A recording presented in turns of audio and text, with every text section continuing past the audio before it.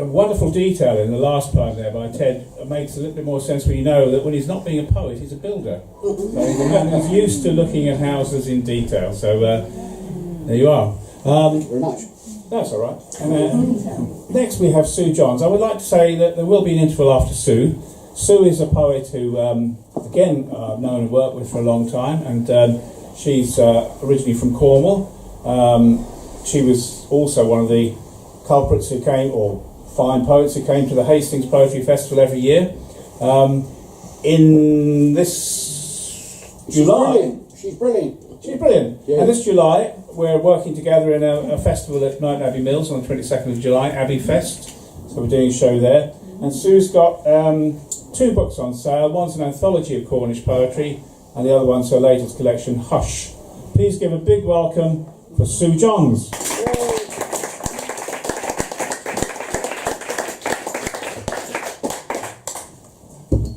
Prefer not to use that. If you can't hear me, say so. I'm going to start with a Bible reading, which also gives you a bit of insight into my day job.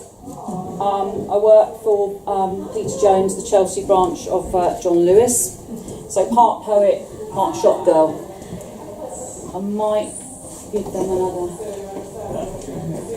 because they're going to irritate the fuck out of me. Yes. Unless you want a mouthful, be quiet. Don't you realise I'm trying to put the Bible down here? Conversation down, please. There's a performance going on. Sorry about that. There's no door between up here and down there. Yeah, thank you. Thanks, Patrick. Okay, they're whispering now, just like this. Just like they're in church. Yes. In the beginning, God created retail. The carrier bags were without form and void, and darkness was upon the face of the King's Road. And God saw the light, that it was good. And God called the light designer, and the darkness ready to wear.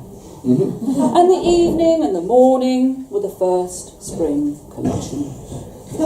And God made Dolce & Gabbana to rule the day, and the lesser light, Topshop, to rule the night. And God said, let us make the upper class in our image.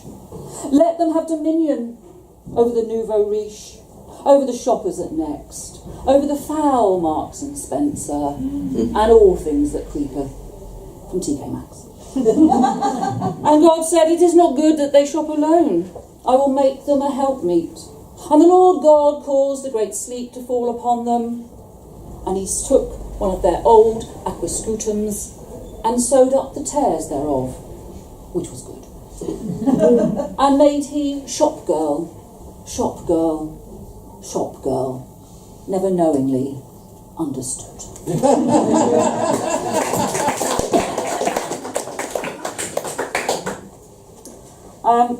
This is a poem about the road that I grew up on in Cornwall.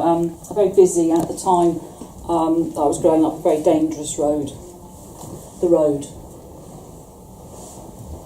Footballs, bicycle wheels, footballs, the family business, footballs, my heart snagged on the gorse, footballs, all lost on the road.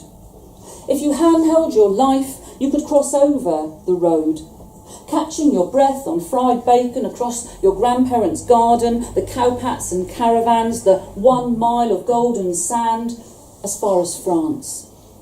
Or be sand scooped into a VW by a teenage surfer and delivered home in time for a lecture over a tea of wet ham. Away from the road, in the eternal sunshine. Farm dogs dizzied around babies in Silver Cross prams. The stream, waged in tadpoles, serenaded the schoolyard, post office, church.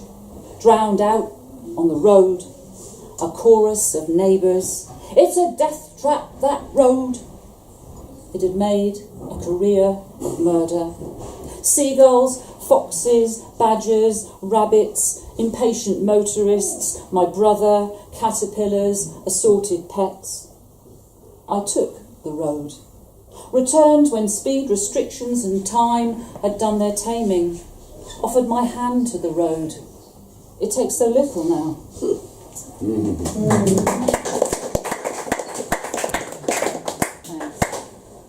So I mentioned my brother there. That was one of my brothers. He died in a childhood road accident. My other brother managed to make it into his 40s before he died of drug addiction. Don't do very well with brothers.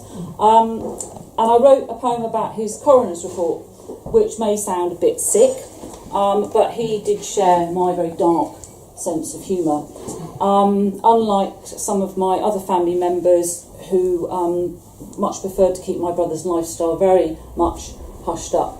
So the second poem is, the next poem after that I'm going to do is about that and also about visiting his grave.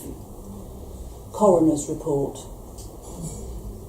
They call you gentlemen, then list the quantities of heroin, crack and alcohol.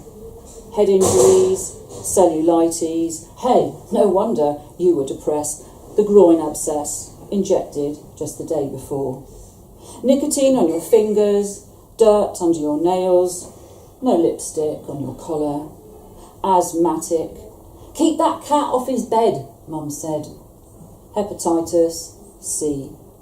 Unwashed feet, time of death, lungs congested, kidneys disintegrated. But sorry, mate, your intestines were unremarkable. Hush. Pink, awakening, persistent in its climbing. White echo, needy for sun. Red and resistant blaze, and in my teeth a dog rose, wild and needle sharp. Torn from the oasis of a collective conscience, I refuse to underwrite the estimable silence through which your soundtrack seeps. My tongue is held by a scold's bridle, as ancient songs extinguish the man you became. I bundle your secrets from off the page, take my dry semantics to the rough stone and barren sod that mark you, a mute fire starter bearing flammable ink and flowers.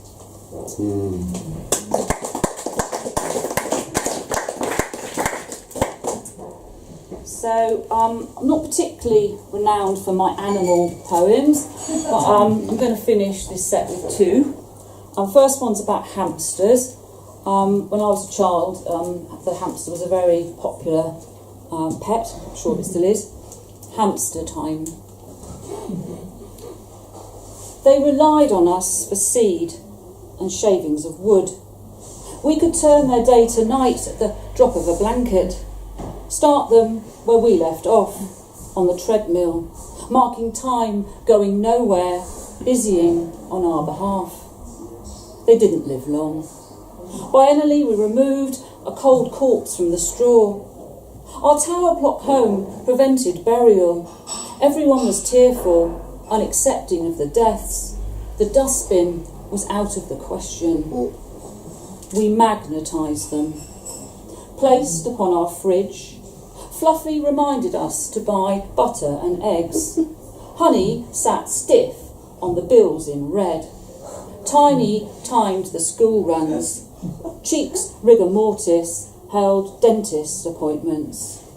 But dead hamsters don't last forever. Their fur fell out along with their eyes.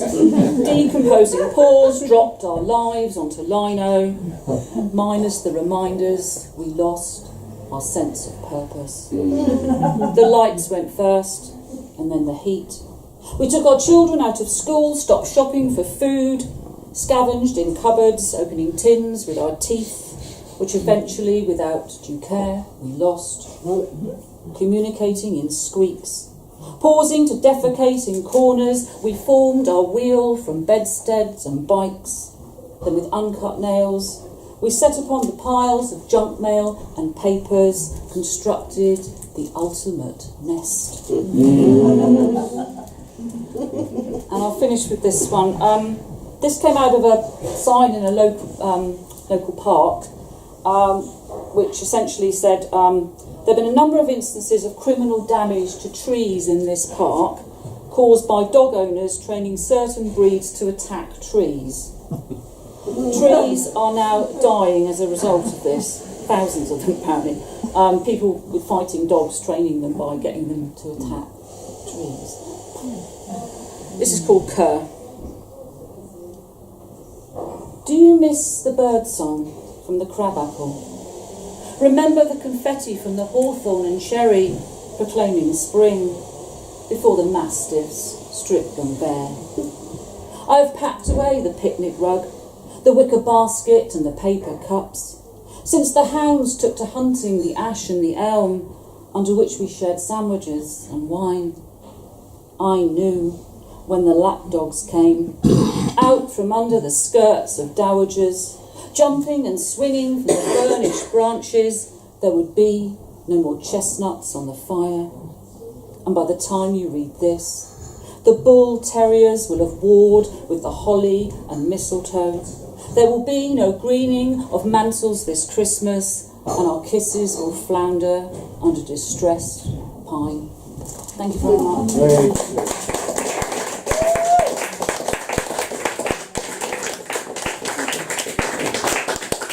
A wonderful Sue Johns. More applause. Wonderful!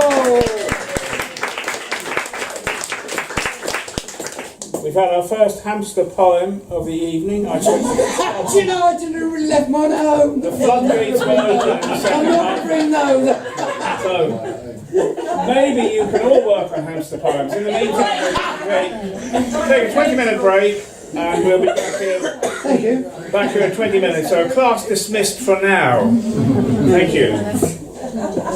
Bookstall is open. Well, I don't have to run around. I'm not going to make a sale. I don't know. You're not selling the end today.